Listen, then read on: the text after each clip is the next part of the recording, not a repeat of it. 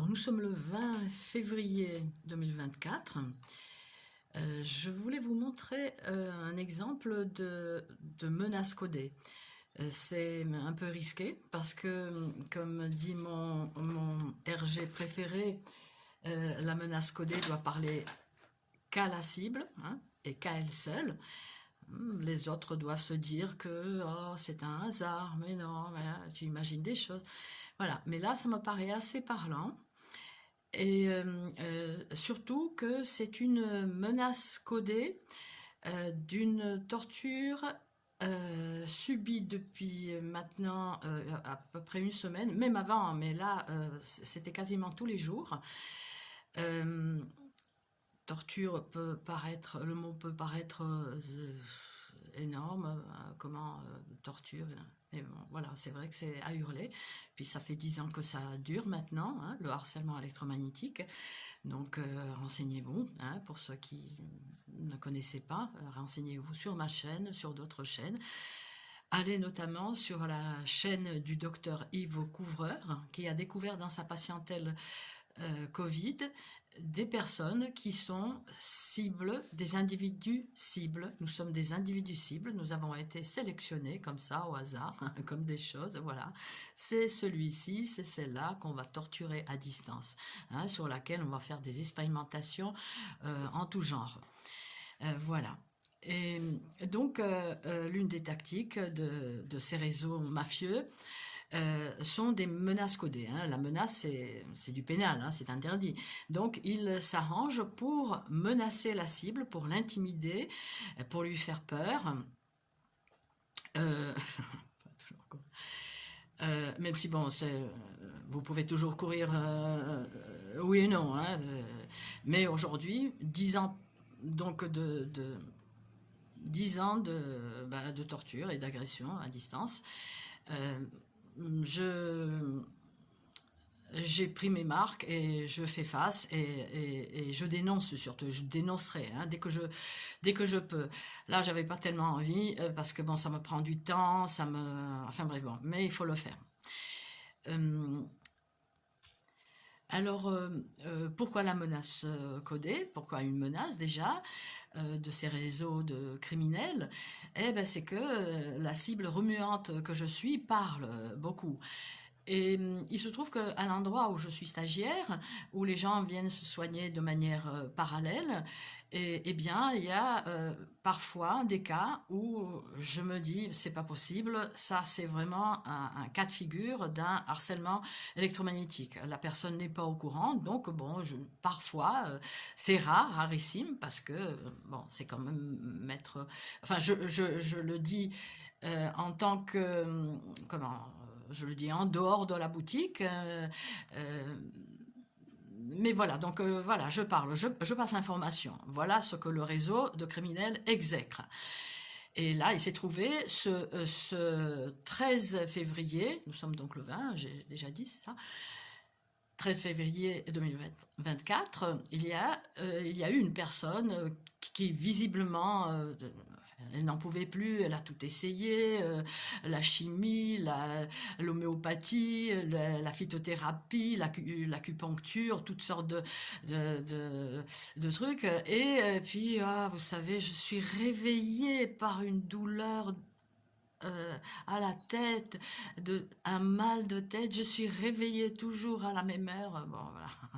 Bon, enfin bref, donc voilà, donc j'ai parlé, puis il y a eu encore une autre personne, j'ai parlé aussi, et voilà que le réseau met en temps et en heure, c'est vous dire qu'on est suivi en H24, hein, lui aussi il en parle, mon RG, voilà, que les cibles de harcèlement sont surveillées par des technologies et aussi par de hautes technologies, hein, voilà, dit-il. Et voilà donc cette menace codée.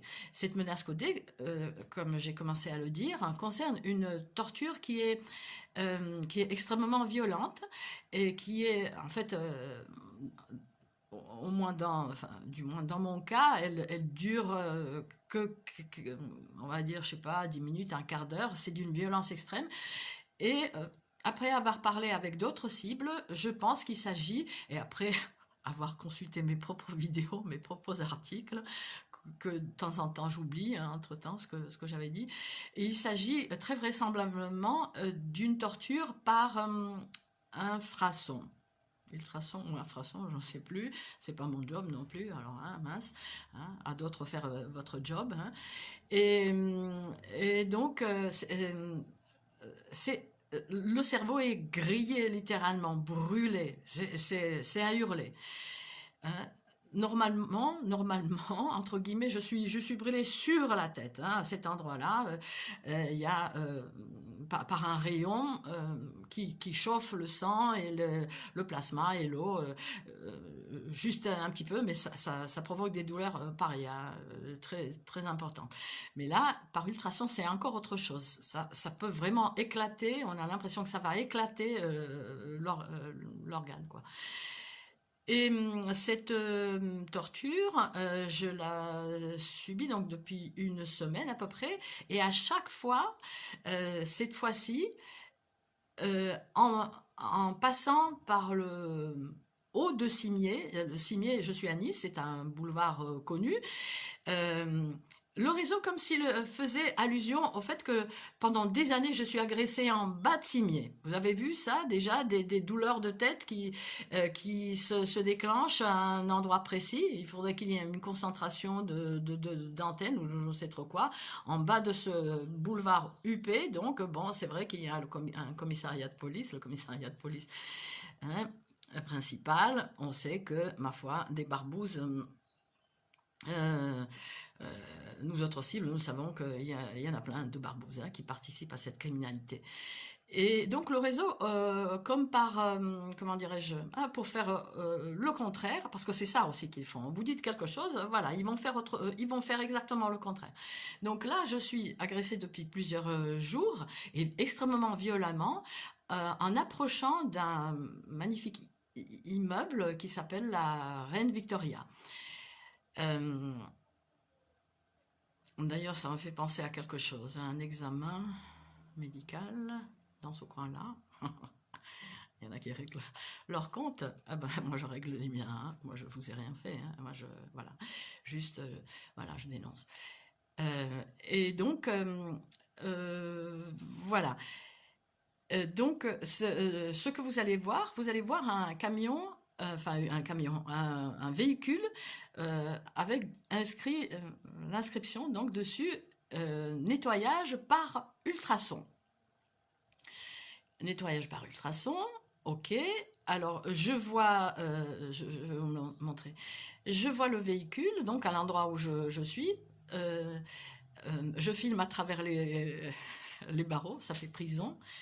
Le réseau aimerait bien me voir derrière, hein, FETA ou un HP, hein, n'est-ce pas? Eh bien, donc, j'hésite un peu de filmer, je ne suis pas agressée, bon, très bien, mais subissant ces agressions, ces agressions électromagnétiques intentionnelles, n'est-ce pas, le ROEM, le renseignement d'origine électromagnétique. Donc je commence quand même à filmer.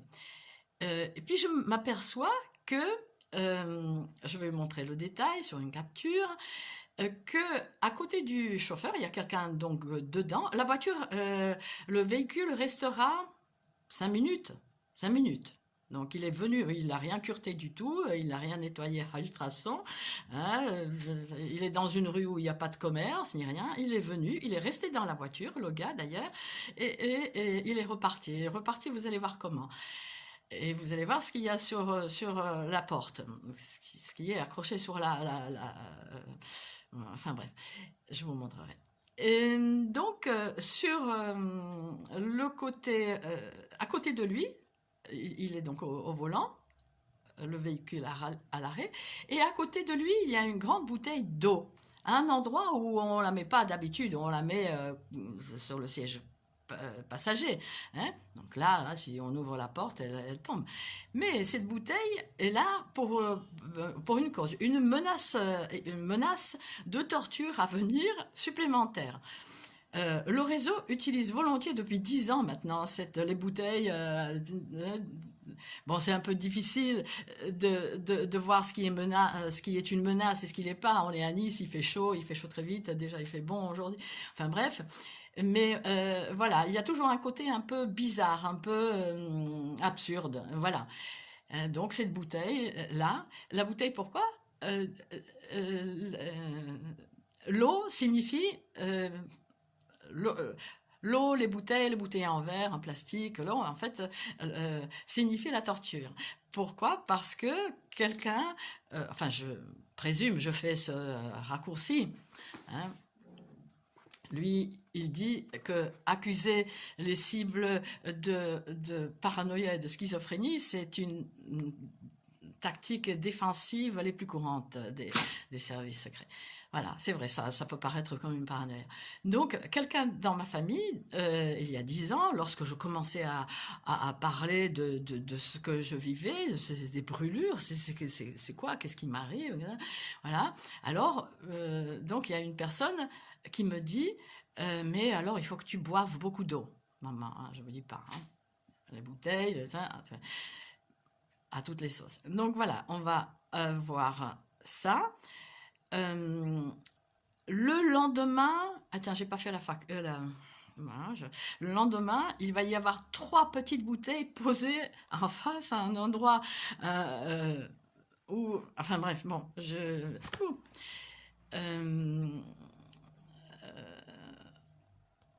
enfin voilà, donc je commence à être brûlée légèrement, mais hein. Voilà. Donc revenons à nos moutons. Je vais vous montrer les captures d'écran. Donc voilà. Bon, le son est faible. Donc voilà, j'ai commencé à filmer. Donc voilà, vous voyez qu'il y a quelqu'un là, hein, il tient son téléphone. Et en fait, je commence à être ciblée une fois voilà, je ne sais pas ce qu'il a fait avec son téléphone, mais on sait aujourd'hui que les téléphones, on peut agresser via les téléphones. Vous voyez ici la bouteille. Voilà, voilà. Alors ici, sur le trottoir, hein, quelqu'un a mis un sac de couchage. Un sac de couchage. Une autre menace codée, parce que voilà, c'est vrai que le réseau sait que lors des agressions extrêmement violentes, souvent il m'est arrivé de fuir dans l'arrière-pays niçois et même sans ça, parfois il faut que je m'éloigne de mon appartement et que je me mette dans la voiture, hein, où je suis emmitouflée dans mon sac de couchage, hein, lorsque je fuis des agressions violentes. Donc voilà. Et à un moment, mais c'était très rapide, j'ai pas pu filmer, il y a quelqu'un qui passe, un gars jeune, un peu bronzé, et qui se met à l'étaler par terre, voilà, rapidement, et il s'en va. Ouais. Alors voilà, un petit détail là, que j'avais pas remarqué tout de suite. Je m'aperçois que la porte est ouverte donc de ce véhicule et que dessus est accroché du sopalin probablement, mais bon, qui peut faire penser bien évidemment au papier toilette. Tu vas en baver, hein, pour rester poli. Voilà. Et donc ici, le véhicule s'en va. Voilà. La porte ouverte. Hein. Voilà. Il s'en va assez rapidement. Voilà.